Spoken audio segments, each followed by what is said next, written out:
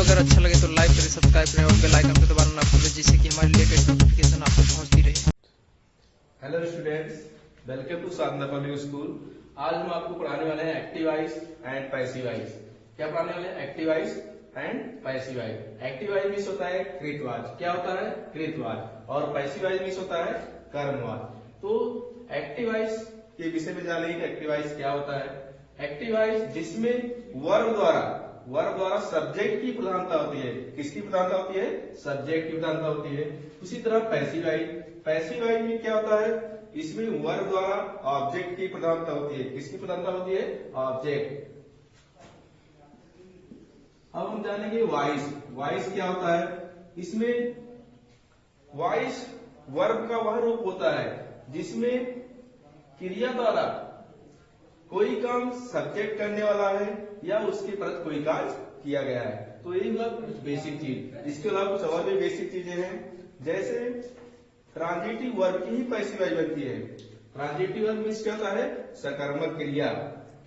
और इसके अलावा कुछ और भी बेसिक चीजें हैं, जैसे कुल 8 टेंस की पैसिव वॉइस बनती है और 4 टेंस की पैसिव वॉइस नहीं बनती है। वो कौन से टेंस है? फ्यूचर कंटिन्यूअस टेंस तथा समस्त परफेक्ट कंटिन्यूअस टेंस। तो फर्स्ट टेंस कौन सा आएगा? Present indefinite tense. कौन सा टेंस आएगा बच्चों? Present indefinite tense. Present indefinite tense, इसका स्ट्रक्चर क्या होता है? प्रेजेंट इंडेफिनिट टेंस का स्ट्रक्चर एक्टिव वॉइस पहले जानेंगे। एक्टिव वॉइस का स्ट्रक्चर कैसे होता है? सबसे पहले सब्जेक्ट रहेगा, उसके बाद वर्ब की फर्स्ट फॉर्म या वर्ब की फर्स्ट फॉर्म में यस या यस। उसके बाद क्या यूज रहेगा? ऑब्जेक्ट रहेगा।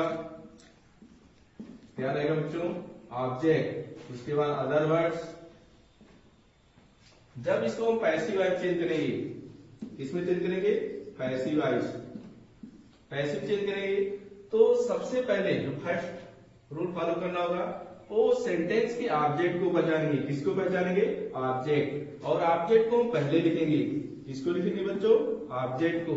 और इसको हम सब्जेक्ट मानकर चलेंगे। क्या मानकर चलेंगे? सब्जेक्ट मानकर चलेंगे। उसके बाद हेल्पिंग वर्ब के रूप में, जैसा कि आप जानते हैं प्रेजेंट इंडेफिनिट टेंस में हेल्पिंग वर्ब के रूप में इज, एम, आर यूज करेंगे। क्या यूज करेंगे बच्चों? Is, am, are. अगर सब्जेक्ट ही, सी, इट एवं सिंगुलर सब्जेक्ट आ रहा है तो उसके साथ हम इज यूज करेंगे। अगर आई आ रहा है तो उसके साथ हम एम यूज करेंगे। अगर यू, बी, दे एवं प्लूरल सब्जेक्ट आ रहे हैं तो उसके साथ हम आर यूज करेंगे। उसके बाद मेन वर्ब की थर्ड फॉर्म यूज करेंगे। क्या यूज करेंगे बच्चों? Third form. उसके बाद हम बाई लगाएंगे या कोई अन्य उपयुक्त प्रीपोजिशन यूज करेंगे, क्योंकि कुछ ऐसे वर्ब होते हैं जिनके साथ हम बाई के स्थान पर किसी दूसरे प्रीपोजिशन को यूज करेंगे। उसके बाद हम एक्टिव वॉइस के subject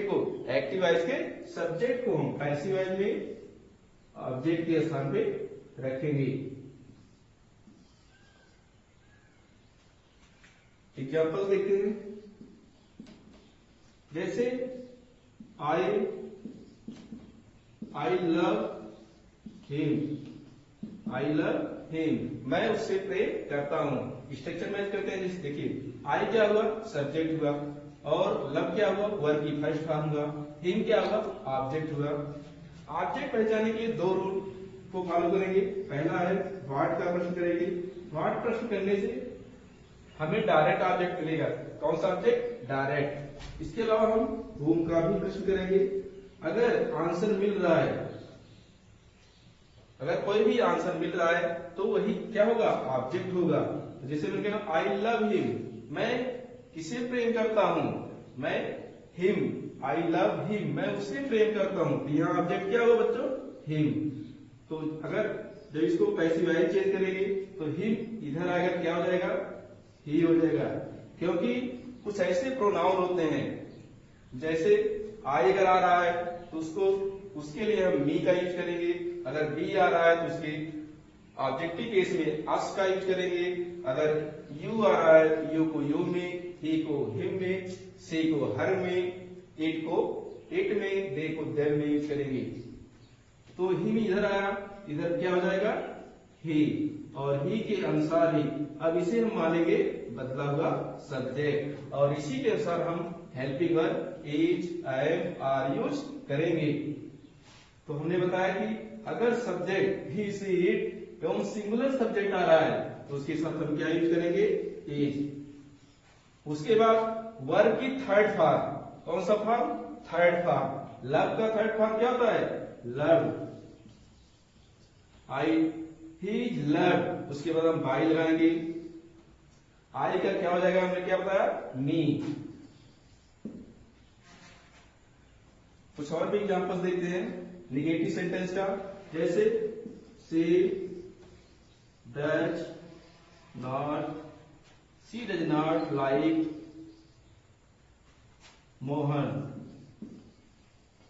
C does not like Mohan, वह मोहन को पसंद नहीं करती है। एक बार निगेटिव सेंटेंस का एग्जांपल्स, तो इसमें सबसे पहले हम ऑब्जेक्ट पहचानेंगे, वही रूल फॉलो करेंगे। वह किसे पसंद नहीं करती है, मोहन को। ऑब्जेक्ट क्या होगा, मोहन। जब इसको हम पैसिव वाइज चेंज करेंगे तो मोहन हो जाएगा, इसे हम बदला हुआ सब्जेक्ट मानेंगे, और इसी के अनुसार हम हेल्पिंग वर्ब यूज करेंगे। तो हमने बताया कि सिंगुलर सब्जेक्ट के साथ कौन सा हेल्पिंग यूज होगा, इज। तो मोहन इज। उसके बाद याद कि नॉट का है, तो अगर निगेटिव सेंटेंस है तो इज एम आर के बाद हम नॉट यूज करेंगे, तो इज के बाद नॉट। उसके बाद लाइक का थर्ड फॉर्म क्या होता है बच्चों, लाइक। उसके बाद हम प्रीपोजिशन यूज करेंगे बाई, और सी जब उधर जाएगा क्या हो जाएगा, हर। कुछ और भी एग्जांपल देखते हैं इंट्रोगेटिव सेंटेंस का, जैसे डज मुकेश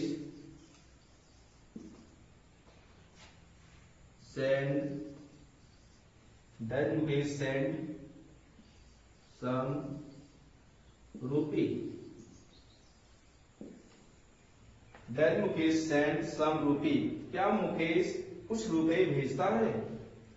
तो अगर सेंटेंस इंट्रोगेटिव हो तो हम बदले हुए सब्जेक्ट के अनुसार इज, एम, आर को सब्जेक्ट के पहले यूज करेंगे। कहां यूज करेंगे, पहले यूज करेंगे, पैसिव वाइज में। इसमें ऑब्जेक्ट क्या है, समरूपी, वह क्या भेजता है, आंसर में मिला समरूपी, तो समरूपी के साथ कौन सा हेल्पिंग वर्ब, इज। उसके बाद हम बदला हुआ सब्जेक्ट मानेंगे, समरूपी, इज समरूपी। उसके बाद हम वर्ब की थर्ड फॉर्म, सेंड का थर्ड फॉर्म क्या होता है बच्चों, सेंड, बाई यूज करेंगे, और मुकेश ऑब्जेक्ट के स्थान पे मुकेश, अंत में क्या करेंगे, क्वेश्चन मार्क। कुछ और भी एग्जांपल देखते हैं। अगर इंट्रोगेटिव सेंटेंस में कोई भी क्वेश्चन वर्ड आता है तो उसको हम सबसे पहले इज, एम, आर के पहले यूज करेंगे। एग्जांपल देते हैं, जैसे लिखा कि why do you put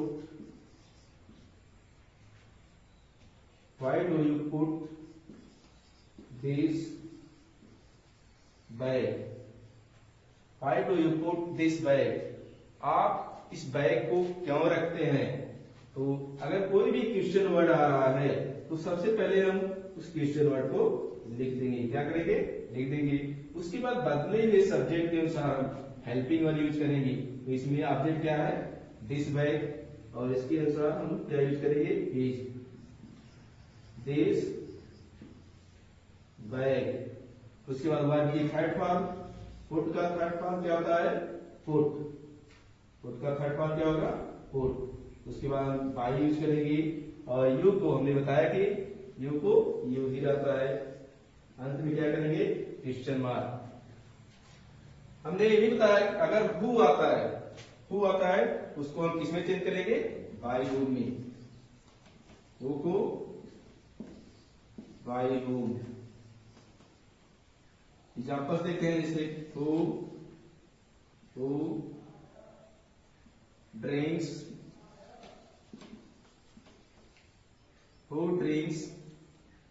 milk.